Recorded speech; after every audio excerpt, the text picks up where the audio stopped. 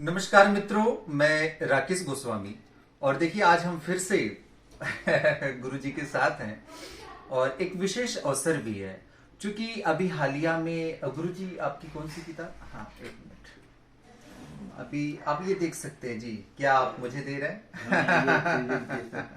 ये अपने प्रिय शिष्य गोस्वामी जी को मैं अपनी तरफ से बहुत बहुत प्रणाम गुरुजी। देता हूँ।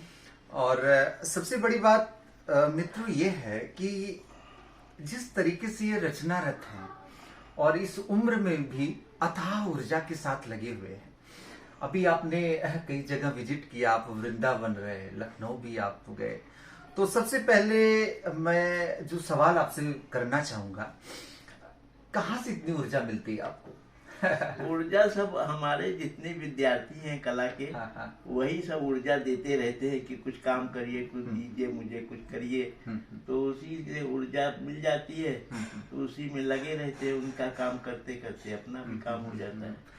कला इतिहास को लेकर के कई लोगों ने काम किया, राय कृष्णदास, वासुदेव शरण अग्रवाल, और उसी कड़ी में एक आपका भी नाम आता है। हालांकि आपने बहुत बढ़िया चित्रकारी भी किया है, वॉश पेंटिंग के आप मूर्धन्य है, पूरे देश में आपका अपना एक नाम है, पहचान है वॉश पेंटिंग के लिए। दोनों एक साथ करना, ये जो आपका शेड्यूल चल रहा है, अब तो आप पेंटिंग भी करना और अच्छा लिखना भी, तो कैसे कुछ कर पाते हैं? बस लगे रहते हैं, काम करना एक शौक है और पेंटिंग बनाना मेरी हॉबी है। हाँ। और तो इसलिए जो है दोनों काम करते रहते हैं। जब वक्त मिलता है पेंटिंग करते हैं, जब वक्त मिलता है तो लेखन कार्य शुरू करते हैं। तो चलता रहता है। दोस्तों, वैसे हिंदी से मैंने MA DPhil किया है जी, और हिंदी में अच्छा मेरा पकड़ है। तो इस तरह से काम करते चले जाते हैं, बहुत बड़ी दिक्कत नहीं होती। तो मित्रों, दोस्तों, आज हम इसी पुस्तक पर चर्चा करेंगे और चूंकि ये आप देख सकते हैं, इन पुस्तकों को आप एक बार देख लें पुनः। ये भारतीय चित्रकला का इतिहास है और एक भाग 1 है, ये प्राचीन कला का इतिहास, और भाग 2 आप देख सकते हैं, मध्यकालीन।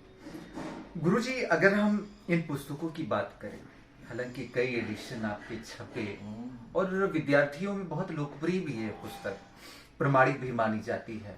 जिस हिसाब से आपने काम किया, बहुत ही प्रमाणित तरीके से जिन विषयों को आपने मुद्दा बनाया या इसमें लिखने पढ़ने का काम किया, आप वहां तक पहुंचे, चाहे अजंता हो, एलोरा हो, और अभी हाल में मैंने देखा पिछली साल कोरोना में आप लखनिया दरी पहुंचे थे, भीमबेटका भी आप गए।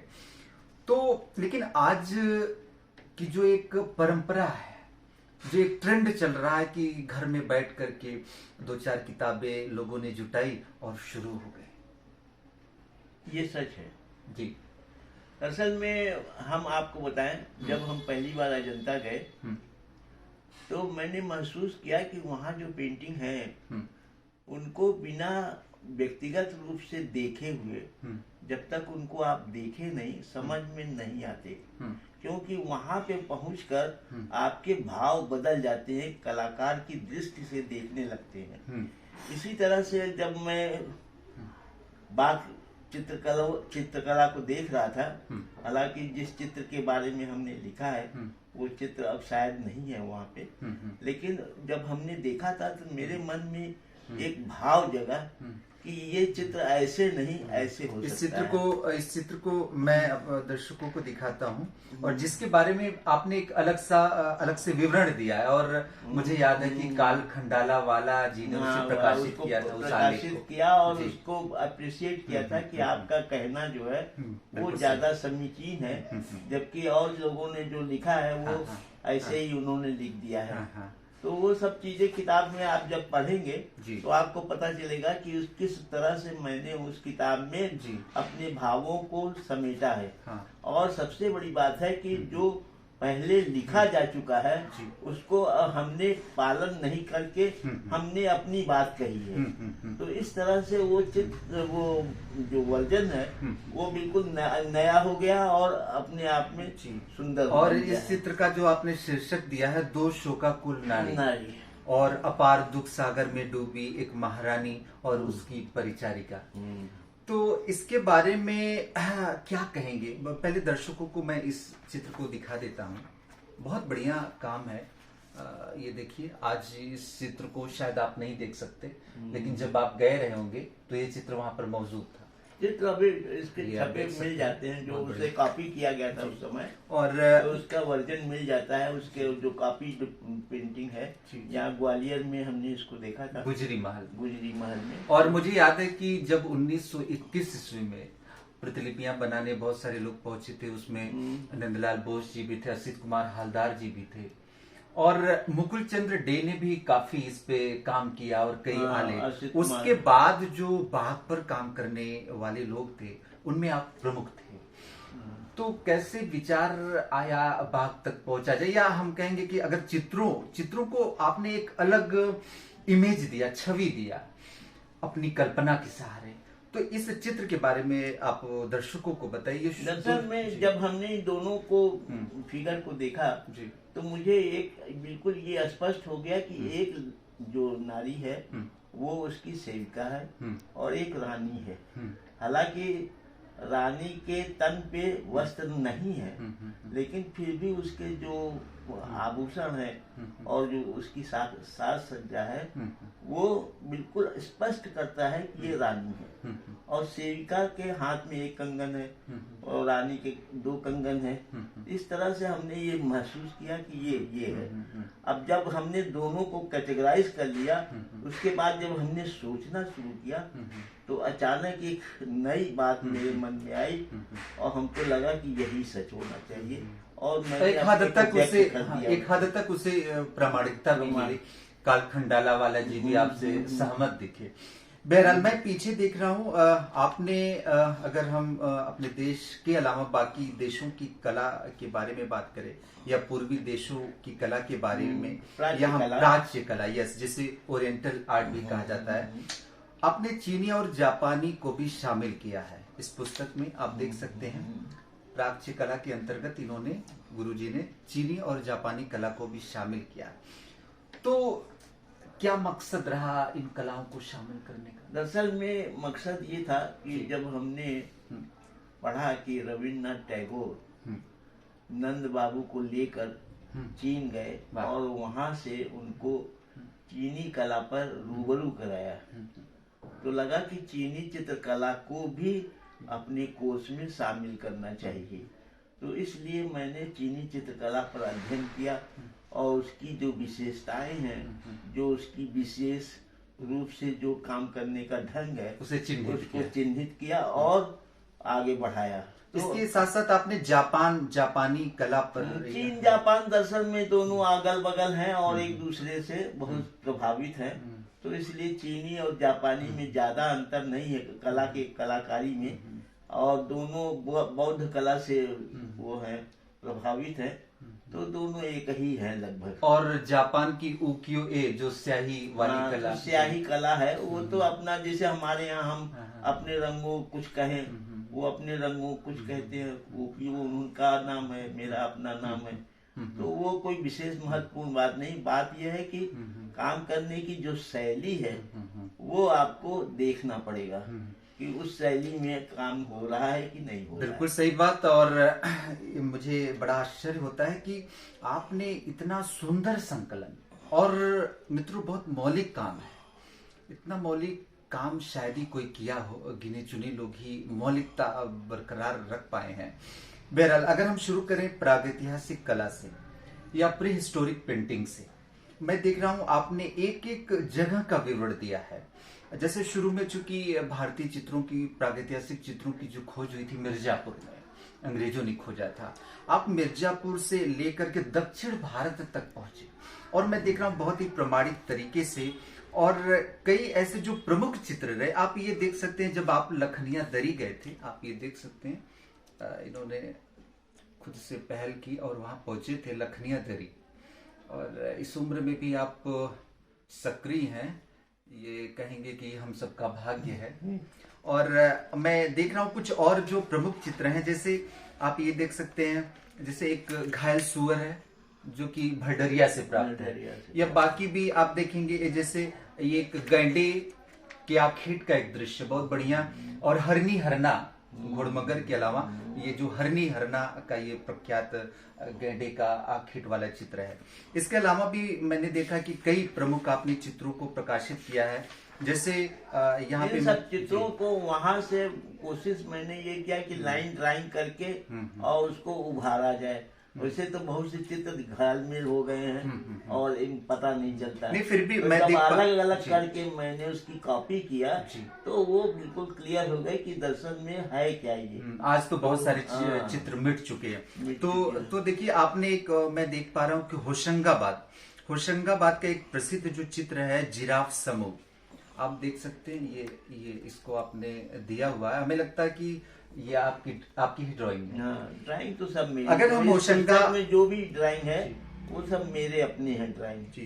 अगर हम होशंगाबाद जाके वहाँ पे मैंने काम किया है वाह। और कोशिश यही किया है कि सब चीजें वो वाला लिखुनिया वाला दिखाओ। हाँ, ये देखिए, जैसे ये लुखुनिया का जी। तो ये अभी हम हाल में ही गए थे तो दोबारा हमने इसको देखा चित्र को, लेकिन अभी वो ज्यों का त्यों और आपने बहुत सुंदर व्याख्या भी किया है इस चित्र की। आपने बहुत बढ़िया व्याख्या भी करी है कि ये हाथी के आखेट का दृश्य है और एक आदि मानव अपनी पालतू हथिनी की मदद से उसका शिकार कर रहा। बहुत बढ़िया आपने विवेचना किया है इसमें। और मैं ये भी देख पा रहा हूँ कि यहाँ पे जो छूट गया था, जिस पर मैं चर्चा करने वाला था, जिराफ समूह। आखिर जिराफ भारत में कैसे आया? नहीं, एक समय था कि यहाँ पे बहुत सी चीजें यहाँ से गायब हो चुकी हैं, बहुत सी प्रजातियां उसकी गायब हो चुकी हैं। जैसे कहते थे पहले कि वो बड़े बड़े वो होते थे हाथी और ये वो, तो बहुत सी प्रजातियां गायब हो चुकी हैं। उसी तरह से ये प्रजाति गायब हो गई है।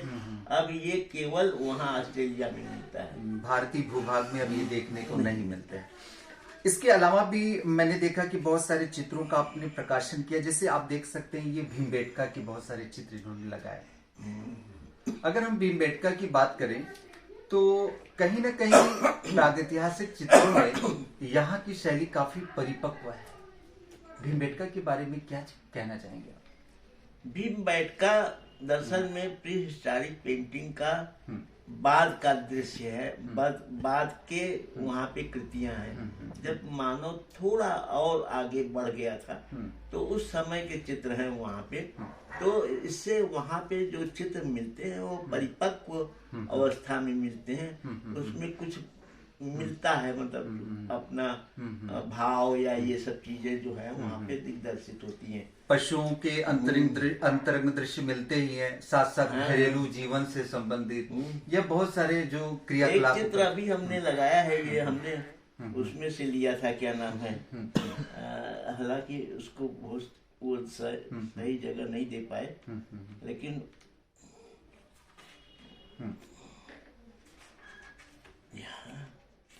उसमें दिया है। ये मठपाल ने एक हमारे उसमें है, यही मरमर उसके उसमें एक है। और आगे मैं देख रहा हूँ मठपाल एक, हाँ ये वाला चित्र, ये मठपाल से हमने लिया था। और मठपाल भी इसके बहुत ही प्रागैतिहासिक चित्रों के मर्मज्ञ हैं। तो उनका भी मैंने अध्ययन किया, तो उनकी बहुत सी चीजें इसमें दी और लोगों के भी बहुत से चित्र दिए। जहाँ जो भी मिल गया, अपने यहाँ ये राधा, क्या नाम था, राधाकांत जी थे, उन्होंने भी काम किया। डॉक्टर जगदीश गुप्त ने भी बढ़िया सबका चित्र लेके इसमें निचोड़ मैंने पूरी तरह से दे दिया, व्याख्या किया, विवेचना किया। बहुत बढ़िया। हम इस पुस्तक की बात कर चुके हैं। अब हम अगली जो आपका भाग है, भाग 2, भारतीय चित्रकला का इतिहास भाग 2, इसमें मैं देख रहा हूँ कि इसमें भी आपने चित्रों को शामिल किया। कई अच्छे चित्र मुझे दिख रहे हैं और खास करके बहुत अच्छी प्रिंटिंग, बहुत नीट एंड क्लीन है। तो मैं आपसे, चूंकि शुरू से ही मैं आपकी पुस्तकों का अध्ययन करता रहा और आपके सानिध्य में पढ़ाई मैंने करी, और जो भी कुछ होता है आप ही के सानिध्य में। मुगल शैली को लेकर के जो आपने काम किया है, आज भी जब मैं पढ़ता हूं तो पूरी तरीके से मुग्ध हो जाता। मुग्धता के पीछे कितना सुंदर आपने वर्णन किया है। और सबसे बड़ी बात, पहली बार आपने इस चीज को दिखाने का काम किया, लिखने का काम किया। जहांगीर की चित्रशाला को लेकर के, जहांगीर की चित्रशाला को आपने बताया कि इलाहाबाद किले में स्थापित थी, और आका रीजा को उस चित्रशाला का प्रधान नहीं, ये उसमें लिखा हुआ है, यहाँ के खुसरू बाग में एक यहाँ बना था जी। उसमें ये लिखा हुआ कि आका रीजा इसका पहला वो कलाकार था जो यहाँ पे आया, और उसने ही ये किला और ये जो है यहाँ रह के बनवाया। ऐसे फाइनेंस तो तोडरमल कर रहे थे, लेकिन मुख्य रूप से जो इस किले का निर्माता था वो जहांगीर स्वयं था, और उसके साथ साथ आका रीजा कलाकार था। जो अकबर ने शुरुआत की थी, जहांगीर ने पूर्ण करवाई। जहांगीर यहाँ पे 13 साल की उम्र में आ गया था और बहुत दिन तक रहा। अकबर से बगावत करके? नहीं, बगावत तो उसने बाद में और किया, दोबारा फिर आया, बगावत करके आया था। दरअसल में वो इलाहाबाद में इतना रच बस गया था जहांगीर कि वो यहाँ के जर्रे से वाकिफ हो चुका था, और उसको ये इलाहाबाद बहुत पसंद था, और यहाँ पे रह के उसने अपनी जो सारी गतिविधियां थी अपना करता था, और बिल्कुल खुली छूट थी। तो इस तरह से थोड़ा बागी भी हो गया था। तो और बहुत सी चीजें उसके अंदर आ गई थी। एक तो कुछ मदक्ची हो गया था, मदक्ची मतलब जो अफीम खाते हैं। तो ये सब चीजें यहाँ पे आके स्वतंत्रता ज्यादा मिल गई थी उसको, यहाँ पे इलाहाबाद में कुछ ज्यादा ही कुछ मुक्त हो गया, स्वतंत्र हो गया था। और फिर यहाँ पे एक गढ़ था जहाँ पे रेड लाइट एरिया के नाचने गाने वाले। बिल्कुल सही बात। हम उसी मुद्दे पर आ रहे हैं। अनारकली, जब जहांगीर या उसके बचपन का नाम सलीम था, सलीम की बात होती है तो अनारकली का एक प्रसंग जुड़ता है जहांगीर के साथ या सलीम के साथ। और आपका कहना है कि अनारकली कहाँ की रहने वाली थी? मेरा अपना मत है कि अनारकली इलाहाबाद की और उससे उसकी आशिकी हो गई थी, और उसके बाद वो उसको लेके वहाँ गया आगरा, वहाँ पे जहाँ पे इनका वो था।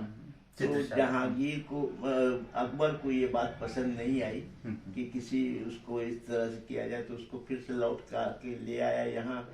फिर यहाँ पे उसकी जो जहाँ रहती थी अनारकली, उसको वहाँ भेजा गया। लेकिन वो शुरू की जो आशिकी होती है, पहला प्यार जिसको कहते हैं, वो बरकरार रह गया, और वो यहाँ से फिर से बगावत करके अनारकली के पास लौट के आया। और बाद में यहाँ पे अपना इस मोहब्बत को अकबर ने कबूल नहीं किया और उसे चिनवा दिया दीवारों में। राजधानी बनाई अपनी, और यहाँ पे रह के उसने वो सिक्के चलाए, लोगों को बांटे जमीन जायदाद। तो इस तरह से एक स्वतंत्र रूप से बादशाह बनकर इलाहाबाद में जहांगीर उभरा, और फिर उसके बाद तुरंत ही उसको वहाँ पे गद्दी मिल गई, तो यहाँ से चला गया आगरा। अगर हम मुगल शैली के बाद के पीरियड की बात करें, हालांकि मिनिएचर पेंटिंग को भी आपने बहुत अच्छे से परिभाषित किया है। अगर हम पश्चिमी शैली की बात करें तो बहुत सारे लोगों ने उसे पश्चिमी कहा, किसी ने जैन कहा, किसी ने अपभ्रंश कहा, किसी ने गुजराती शैली कहा। लेकिन ये जो शुरुआती दौर की लघु चित्र हैं, या हम कहेंगे मिनिएचर पेंटिंग्स है, उनके लिए आपने जो नामकरण किया प्राकृत चित्रकला। दरअसल में अपभ्रंश शब्द का प्रयोग राय कृष्ण दास जी ने कहा था। लेकिन अपभ्रंश का मतलब होता है कि मतलब कुछ है ही नहीं उसमें, मतलब कुछ तत्व तो नहीं है। प्राकृत जब कहते हैं तो उसका ये लगता है कि उसमें कुछ है, उसको पढ़ा जा सकता है, देखा जा सकता है, समझा जा सकता है। तो इसलिए मैंने प्राकृत शब्द का प्रयोग किया, और वो ज्यादा समीचीन इसलिए है कि उसका कोई तोड़ मिला नहीं फिर दोबारा। तो ऐसा है कि, और फिर उसको मैंने डिवाइड कर दिया 5 भागों में, तो प्रदेश के हिसाब से, तो उत्तर पश्चिम दक्षिण, है ना, इस तरह से हमने डिवाइड कर दिया। सामूहिक नामकरण जो आपने फिट हो गया वो वहाँ पे। तो अब उसको अब कोई करने की आगे जरूरत नहीं पड़ेगी। मुगल शैली के बाद अगर हम देखें इस कड़ी में पहाड़ी शैली, चूंकि मुगल दरबार से भागी चित्रकार थे और इन्होंने पहाड़ी शैली के पोषण में बढ़ चढ़ करके काम किया या उद्भावक रहे। पहाड़ी शैली में जिस तरीके से नायक नायिका का अंकन हुआ, 12 मासा जो ऋतुओं पर आधारित चित्रण हुआ, बल्कि आपने उल्लेख ही नहीं किया, चित्रों को भी दिखा करके बहुत बढ़िया विवेचन किया। जैसे मैं देख सकता हूँ इसमें आपने नायिका भेद पर आधारित ये काम किया है, और ये मुझे लगते हैं चित्र आपके स्वयं के स्वयं बनाए हुए ये आप देख सकते हैं। इन्होंने जो कैटेगराइज किया है नायिका को और कई चित्रों के साथ, ऐसा बहुत मित्रों, ऐसा बहुत विरल काम होता है कि कोई इस तरह और इस हद से गुजर करके, मतलब आपने अपनी आत्मा को लीन कर दिया। हाँ। आप देख सकते हैं विभिन्न तरह की नायिकाएं, हमें लगता है 3 प्रकार इसी की तरह से एक किताब भी आई है अभी हाँ, हाल में, जो अभी उसमें हमने दिया था, भारतीय चित्रकला हाँ, काव्य एवं संगीत, ये जिसमें नायक नायिका भेद और उससे संबंधित सारे चित्रों का डिटेल और आपने डिटेल दिया है। तो इसका मतलब है कि हमने बहुत इसके अंदर घुस कर काम किया है, और ये काम इसलिए हुआ कि हमारे एक बहुत वरिष्ठ वाइस चांसलर थे नैनीताल से, छैल बिहारी गुप्त राकेश, तो उन्होंने मुझे प्रेरणा दिया कि आप नायिका भेद पर काम करिए और बहुत अच्छा रहेगा। तो उन्होंने अपनी एक पुस्तक भी दी थी जो अंग्रेजी में थी, तो उसको मैंने अध्ययन किया, और फिर हमने नायिका भेद के जो पन्ने खुलते चले गए, तो मैंने देखा कि इसमें भावात्मक दृष्टि से कला के जो निकले हैं, जो कला का वो क्या कहते हैं, जो उसके तत्व हैं, जो उसके भाव हैं, तो बहुत ही अच्छे तरीके से उसको डिपिक्ट किया है। और दूसरी बात भावना, अगर चित्रकारी में भावना नहीं हम कह रहे जी, थे, तो उसका कोई मोल नहीं है। और दूसरी बात यह है कि ये तो रही आपके दोनों भाग की बात। अब विद्यार्थियों की जो नजर है आपके तीसरे भाग पर, मतलब आधुनिक भारत की चित्रकला। आधुनिक भारतीय चित्रकला के बारे में हम बहुत पहले ही लिख चुके थे और बहुत काम किया मैंने, लेकिन बाद में मेरे ऊपर जो प्रेशर पड़ा यहाँ के कलाकारों का, उसने मुझे विमुख कर दिया कि मैं उस पर काम करूं, क्योंकि सब लोगों का ये था कि मेरा भी होना चाहिए, मेरा भी होना चाहिए, मेरा भी होना चाहिए। अब प्रश्न ये है कि सबका हम कहाँ तक, इतने ढेर सारे कलाकार हैं, लोगों को कहाँ तक खुश कर सकते हैं, और इसी विवाद के चलते आपने इस काम को अधूरा ही छोड़ दिया। अब सोच रहे हैं कि अब तुम्हारे से देखे, तुम्हारी किताब देखा मैंने, तो मुझे लगा कि हाँ सचिन कर इस पे काम करना। किस किताब की, आप उस किताब की बात कर रहे हैं? दिखाओ, किताब दिखा दी जाती।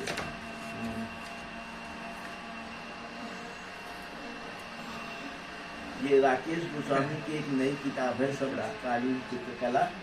ये इसमें उन्होंने समकालीन कलाकारों के बारे में बड़े डिटेल में और विधिवत लिखा है, और अच्छे तरीके से लिखा है। कोई गर्ज नहीं, किसी से कोई लगाव नहीं, अपनी तरीके से इन्होंने लिखा है और सुंदर तरीके से लिखा है। कलाकारों जिनका नाम इसमें है, उनको चाहिए कि उनको अपना वो दे। कुछ नहीं गुरुजी, बस आपका आशीर्वाद बना रहे, हम सिर्फ आपके आशीर्वाद के आकांक्षी। किताब आपको पसंद आई? बहुत बहुत इन्होंने मुझे ये किताब आज दी, बहुत अच्छा लगा। बहुत बहुत प्रणाम गुरुजी। और एक और मेरे जेहन में सवाल है, जाते जाते, मतलब चलते चलते कुल मिलाकर के, अभी आपकी क्या योजना है भविष्य में? क्या सोचा है, क्या कुछ करना है, या किस प्रोजेक्ट पर आप काम कर रहे हैं? देखिए, मेरे दिमाग में प्रोजेक्ट तो बहुत सी है, और हमारे इस कंप्यूटर में भी बहुत से प्रोजेक्ट बंद हैं। मैं उनका प्रकाशन कर पाऊंगा कि नहीं कर पाऊंगा, क्या होगा क्या नहीं होगा, क्योंकि अब मेरी उम्र भी बढ़ती चली जा रही है और मैं अपने पर भरोसा हटता चला जा रहा है। अरे नहीं गुरुजी, आपके ऊपर बहुत सारे विद्यार्थी या कला जगत आशान्वित है आपको लेकर। लेकिन हम काम करते रहते हैं, हम आगे भी करेंगे, क्योंकि बिना काम किए हम रह ही नहीं सकते। बिल्कुल सही बात। मेरा ये है कि जब तक है, जब तक आज तब तक। और कला जगत बराबर नजर भी गड़ाए आप पर, नहीं तो बराबर सबका सानिध्य मिलता रहता है, और हमारे राकेश जी तो मेरे अपने हैं। तो मित्रों, बहुत अच्छा लगा होगा गुरुजी से जो हमारी बातचीत हुई, जो हमारी एक सार्थक बातचीत हुई इनकी पुस्तक को लेकर के। और मुझे भरोसा है कि जितने शोधार्थी हैं, अभ्यर्थी हैं या विद्यार्थी हैं, इस पुस्तक से लाभ उठाएंगे और आज से ही लाभ उठाना शुरू करिए। प्रयागराज में आपकी पुस्तकें कहाँ पे हैं? प्रयाग पुस्तक भंडार। प्रयाग पुस्तक भंडार पे, यहाँ पे आप जाएं, इलाहाबाद वाले बच्चे, और बाकी जगह भी ये कोशिश करके धीरे धीरे भिजवा रहे हैं, भेजी जा रही है। तो फिर किसी समय मिलते हैं गुरुजी के साथ, चलते हैं। नमस्कार, प्रणाम। धन्यवाद।